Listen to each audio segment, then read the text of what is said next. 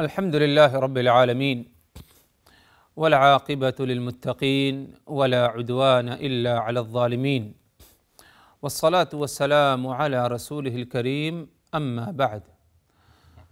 اللہ تبارک و تعالی پر حمد و ثنا اور اس کے نبی کریم صلی اللہ علیہ وسلم پر بے شمار بے حد بے عدد درود و سلام کے بعد، محترم ناظرین، السلام علیکم ورحمۃ اللہ وبرکاتہ۔ قصص القرآن کے اس سلسلہ وار پروگرام میں آج کی اس نشست، اس ملاقات میں جس موضوع پر گفتگو ہوگی وہ ایک نیا موضوع اور ایک نیا قصہ، جس کا آغاز آج کی اسی نشست میں ہم کریں گے، اور یہ قصہ رسول اللہ صلی اللہ علیہ وسلم کے غزوات میں سے ایک غزوہ ہے، اور اسی طرح یہ ایک ایسا قصہ جس کے بہت ہی اہم پہلو کا ذکر اور بہت ہی اہم باتوں کا ذکر اللہ تبارک و تعالی نے قرآن مجید میں بھی فرمایا ہے۔ یہ قصہ غزوہ احزاب کا ہے، یا جسے غزوہ خندق بھی کہا جاتا ہے۔ غزوہ احزاب یا غزوہ خندق یہ ہجرت کے پانچویں سال شوال کے مہینے میں پیش آئی۔ اس غزوے کو غزوہ خندق کہا جاتا ہے اور غزوہ احزاب بھی کہا جاتا ہے، جیسے قرآن مجید میں اس غزوے کو غزوہ احزاب کہا گیا، سیرت میں احادیث میں اس غزوے کو غزوہ خندق کہا گیا۔ کیا مناسبت ہے اور کیا وجہ ہے کہ اسے غزوہ خندق اور غزوہ احزاب کہا جاتا ہے؟ غزوہ خندق اس لیے کہا جاتا ہے کیونکہ اس غزوے کے لیے صحابہ کرام نے اللہ کے رسول صلی اللہ علیہ وسلم کے حکم پر مدینہ کے اطراف میں خندق کھودی تھی۔ اسی لیے اسے کیا ہے، غزوہ خندق کہا گیا۔ اور یہ جو خندق کھودی گئی تھی غزوے اور جنگ ہی کی خاطر، جیسے کہ بات آگے آنے والی ہے انشاءاللہ۔ اس غزوے کو غزوہ احزاب بھی کہا جاتا ہے، جیسے کہ قرآن مجید میں ہے، بلکہ قرآن مجید میں ایک پوری سورت ہے، سورہ الاحزاب۔ اس غزوے کو غزوہ احزاب اس لیے کہا جاتا ہے کیونکہ اس غزوے میں ایک طائفہ نے شرکت نہیں کی کفار کی، بلکہ مختلف طوائف یعنی مختلف گروہ، مختلف قوموں نے مسلمانوں سے لڑنے کے لیے کیا ہے، اس غزوے میں شرکت کی۔ اس سے پہلے جو غزوے گزرے ہیں، غزوہ بدر میں کفار مکہ، مشرکین مکہ، غزوہ احد میں بھی یہی معاملہ تھا تقریباً، اور غزوہ حمراء الاسد میں بھی یہی معاملہ تھا۔ لیکن غزوہ خندق اور غزوہ احزاب میں معاملہ مختلف تھا کہ صرف کفار مکہ نہیں، بلکہ کفار مکہ کے ساتھ اور بھی دوسرے کیا ہے، قبائل، گروہ، طوائف نے اس غزوے میں شرکت کی۔ اسی لیے اس کو کہا گیا غزوہ احزاب۔ احزاب جمع ہے حزب، اور حزب کہتے ہیں گروہ کو۔ تو غزوہ احزاب اس لیے کہا گیا کیونکہ اس میں مختلف گروہ کے لوگوں نے کیا ہے، شرکت کی۔ اس غزوے کا سلسلہ اور تیاری اس طرح شروع ہوتی ہے حضرات کہ یہود نے مسلمانوں کے ساتھ قتال کرنا چاہا، اور قریش تو ایسے ہی ہمیشہ طاق میں رہا کرتے تھے کہ کب موقع ملے مسلمانوں کے ساتھ لڑنے کا اور ان پر حملہ کرنے کا۔ حالانکہ دو جنگیں لڑ چکے تھے،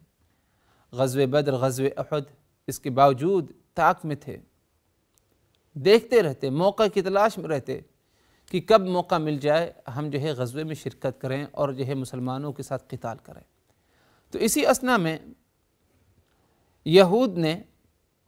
مسلمانوں کے ساتھ لڑنے کا ارادہ کیا، اور وہ بھی کی مدینہ المنورہ میں، اور یہودیوں نے چاہا کہ ہم اکیلے نہ لڑیں، بلکہ اپنے ساتھ دوسرے بھی لوگوں کو اپنے ساتھ شامل کریں۔ تو اسی غرض کے لیے یہودیوں نے ایک پیغام پہنچایا مکۃ المکرمہ قریش کے لوگوں کو،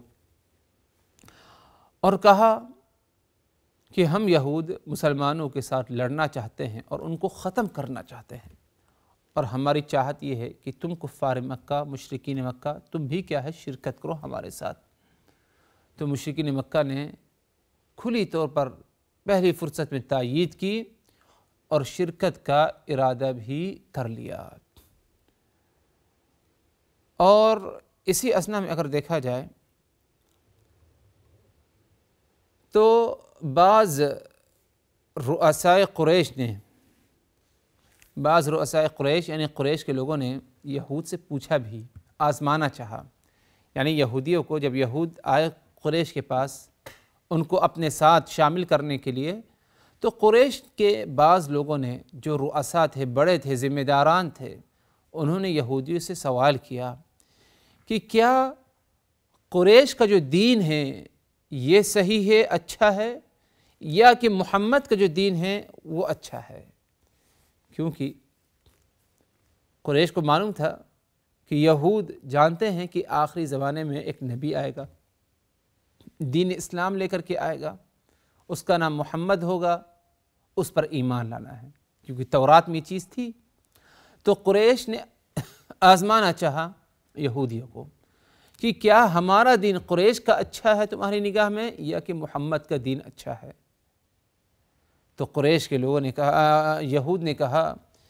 کہ تمہارا جو دین ہے محمد کے دین سے بہتر ہے اور اچھا ہے، نعوذ باللہ۔ یہود نے کہا قریش کو کہ تمہارا جو دین ہے مشرکانہ دین، یہ دین محمد کے دین سے اچھا اور بہتر ہے۔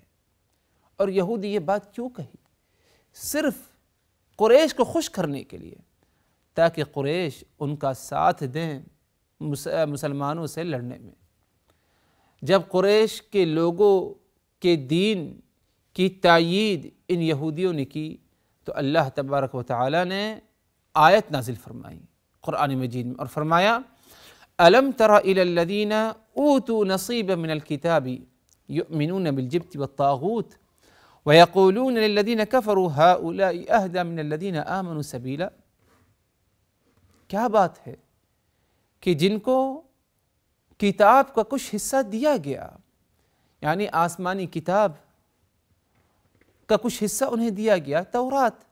تورات کی تعلیمات ان کے پاس ہیں، ان کو بتایا گیا تورات کے ذریعے، آسمانی کتاب کے ذریعے کیا حق کیا باطل، کون سچ ہے کون غلط ہے، آخری زمانے میں جو نبی رسول آئے گا اس کی کیا حقیقت کیا مقام و مرتبہ ہے، ان کو یہ سب کتابوں کے ذریعے بتایا گیا، تورات کے ذریعے بتایا گیا۔ کیا آپ نے ان کو نہیں دیکھا، ان لوگوں کو جن کو کتاب دی گئی، بتایا گیا، یؤمنون بالجبت والطاغوت، یہ اللہ کے سوا دوسرے معبودوں پر ایمان رکھتے ہیں، بتوں کے پر ایمان رکھتے ہیں، دوسرے طواغیت پر ایمان رکھتے ہیں، ویقولون، اور یہ کہتے ہیں، للذین کفروا، جنہوں نے کفر کیا، کفار مکہ مشرکین مکہ سے کہتے ہیں، ہؤلاء اہدی من الذین آمنوا سبیلا، یہ کہتے ہیں کہ یہ کفار زیادہ صحیح ہدایت اور صحیح راستے پر ہیں بنسبت ان کے جن کے اندر ایمان پایا جاتا ہے اللہ اس کے رسول کا۔ تو اس بات کا ذکر اللہ تبارک و تعالی نے قرآن مجید میں کیا، گویا کہ یہ ایک بہت ہی قبیح حرکت تھی کفار اور مشرکین مکہ کے طرف سے۔ ہونا یہ چاہیے تھا حضرات کہ کفار یہود کی طرف سے یہ ایک بہت ہی قبیح حرکت تھی، حالانکہ ہونا یہ چاہیے تھا کہ یہود اعتراف کرتے اور اعتراف ہی ان کے حق میں بہتر تھا، لیکن انہوں نے حق کا اعتراف نہیں کیا، حق کو پہچاننے کے باوجود، اور انہوں نے باطل کا اعتراف کیا اور باطل کو صحیح کرنے کی کوشش کی۔ ان کو معلوم ہے کہ دین اسلام صحیح دین ہے، اس کے باوجود کفار کے دین کی تائید کی۔ تو اللہ تبارک و تعالی نے قرآن میں ذکر فرمایا، اے نبی کیا تم نے ان کو نہیں دیکھا جن کو ہم نے آسمانی کتاب سے نوازا اس کے باوجود وہ بت اور اللہ کے سوا دوسرے معبودوں پر ایمان رکھتے ہیں۔ کیسے ایمان رکھتے ہیں؟ جب انہوں نے مشرکین مکہ کے قریش مکہ کے دین کی تائید کی تو گویا کہ انہوں نے ان کے معبودوں کی تائید کی۔ قریش مکہ بتوں کی عبادت کیا کرتے تھے، جب یہود نے قریش کے دین کی تائید کی تو گویا کہ ان کے معبود کی تائید کی۔ اسی لیے اللہ نے فرمایا یؤمنون بالجبت والطاغوت، اللہ پر ایمان لانے کے بجائے یہ غیر اللہ کے پر جو ہے ایمان لے آتے ہیں، جبت پر اور طاغوت پر۔ جبت یعنی بت پر، اور اس لیے طاغوت ہر وہ چیز جو غیر اللہ کو چھوڑ کر اللہ کے سوا اس کی جو ہے پوجا کی جائے۔ اور یہ کہتے ہیں یہود، وَيَقُولُونَ الَّذِينَ كَفَرُوا، یہ یہود کہتے ہیں کفار سے یعنی قریش سے کہتے ہیں، هَؤُلَاء أَهْدَىٰ مِنَ الَّذِينَ آمَنُوا سَبِيلًا، کہ تم لوگ بہتر ہو، زیادہ ہدایت پر ہو، زیادہ صحیح راستے پر ہو ایمان والوں سے۔ یعنی یہ ایمان والے جنہوں نے محمد پر ایمان لایا، اور تم قریش مکہ اگر دیکھا جائے زیادہ ہدایت پر تم ہو نہ کہ ایمان والے جنہوں نے محمد پر ایمان لے آیا۔ اسی لیے حضرات اگر دیکھا جائے تو اس موقع پر جب یہود نے تائید کی قریش کی تو قریش نے جب آزمایا کہ یہود سے معلوم کیا جائے کہ کس کا دین زیادہ صحیح ہے، اور یہود نے جب کہا کہ قریش کا دین زیادہ صحیح ہے، قریش نے اس کے بعد فوراً جو ہے یہود کا ساتھ دینے کا دعویٰ کیا اور اعلان کر دیا، فیصلہ کر لیا۔ اب اس کے بعد قوم یہود نے اس پر اکتفا نہیں کیا، بلکہ قوم یہود مکہ المکرمہ سے نکلتے ہیں اور نجد کے طرف جاتے ہیں۔ نجد کے طرف جانے کے بعد مسلمانوں کے خلاف دوسرے جو عرب قبائل ادھر تھے، جیسے کہ غطفان اور دیگر قبائل تھے عرب کے، ان کو بھی ورغلاتے ہیں، ابھارتے ہیں مسلمانوں کے خلاف کیا ہے لڑنے کے لیے۔ یہاں تک کہ عرب کے تمام قبائل جن جن کو یہود نے ابھارا اور ورغلایا مسلمانوں کے خلاف، سب جو ہے یہود کا ساتھ دینے کا اعلان کیا سبھوں نے، اور فیصلہ کیا۔ یہاں تک کہ مکہ المکرمہ سے